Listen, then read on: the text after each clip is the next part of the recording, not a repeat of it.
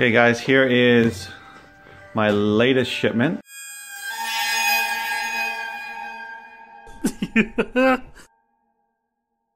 I sent a shipment 2 days ago, and then 3 days before that. And this is the last of what I have of books, CDs, and one VHS tape, but mostly books, about 30 books, a couple CDs and a VHS tape.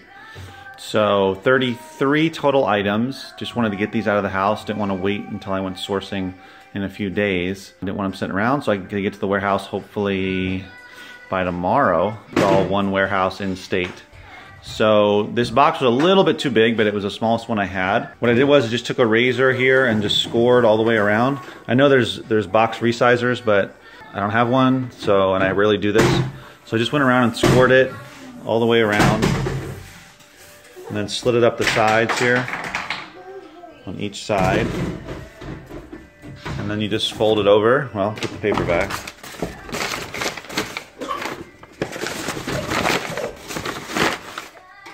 So you just fold it all the way over.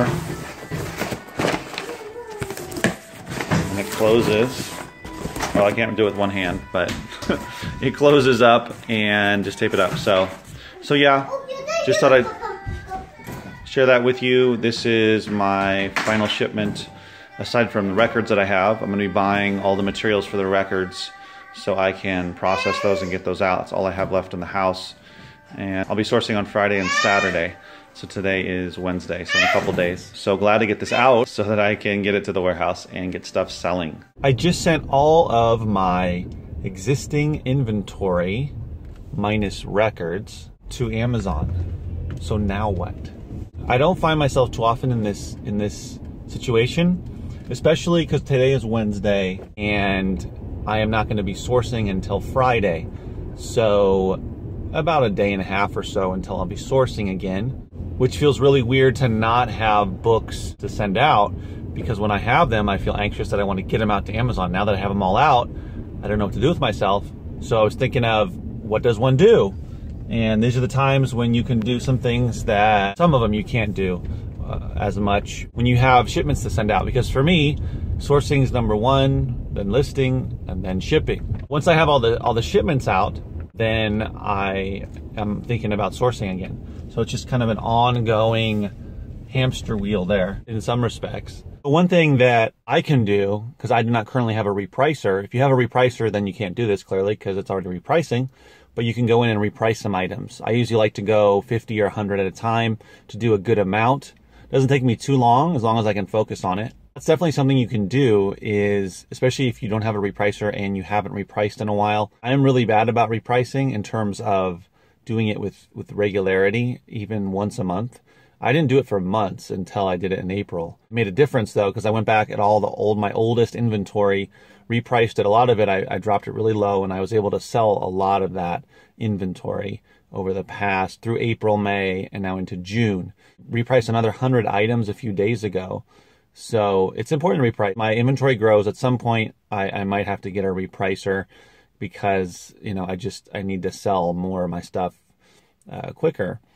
And I can't have some of it sitting around when the prices are fluctuating and I can't keep track of over. Now I have 2,800 items, just under 2,800 in inventory. So repricing is one. Another thing you can do is you can go on Craigslist and look for CD, book, VHS bulk buys, or records if you're into it, or whatever type of product you're into.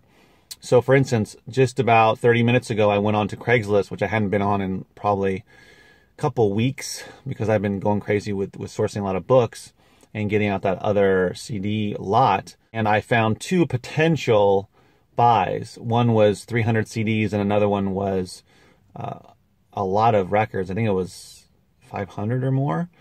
And the price was extremely low, and the guy was showing some of the records that he had, and I looked them up, and they looked pretty good. Definitely contact the guy about the records, because that looks crazy. If he has a lot of records that were as valuable as the ones that I saw, then that can be a gold mine. That's potential. The other one, the guy wants $1 for a CD, and I can't see the CDs very well. I don't know, I might have to pass on that one, but we'll see.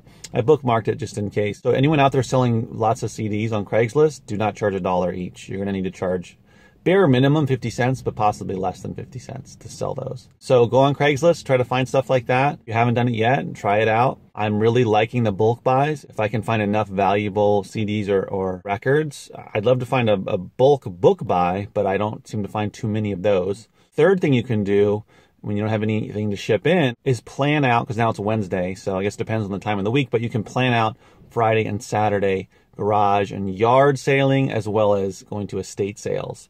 So you can go look on your app. If you have a garage sale app, you can look on Craigslist. You can go to estatesales.net, look for estate sales. I get estate sale notices from one company that does estate sales, so I always have one at least there to check out. So try to plan that out too, because then when Friday comes, you kind of have an idea of what's in store and how you can plan your day if you have time to do that on Friday or definitely on Saturday. Those are just some ideas, things that I came up with as I was thinking about, well, what am I going to do tonight? What am I going to do tomorrow?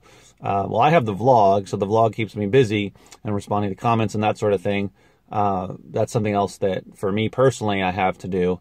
I've been behind on responding to comments and sometimes a little bit late in posting a video. For me, I can come up with ideas for future videos and that sort of thing and plan that out. But clearly not everybody is making a daily or even weekly vlog or video. That's a fourth thing for me. But in terms of what's directly related to your FBA business, think about what the stuff is that you might be slacking on. Maybe some bookkeeping, maybe writing down your expenses, your sourcing cost, that sort of thing, getting caught up on that. Taking a look at your sales numbers to see selling. Do you need to maybe adjust some things, how you're sourcing? You can look at your sales stats. That's also helpful as well.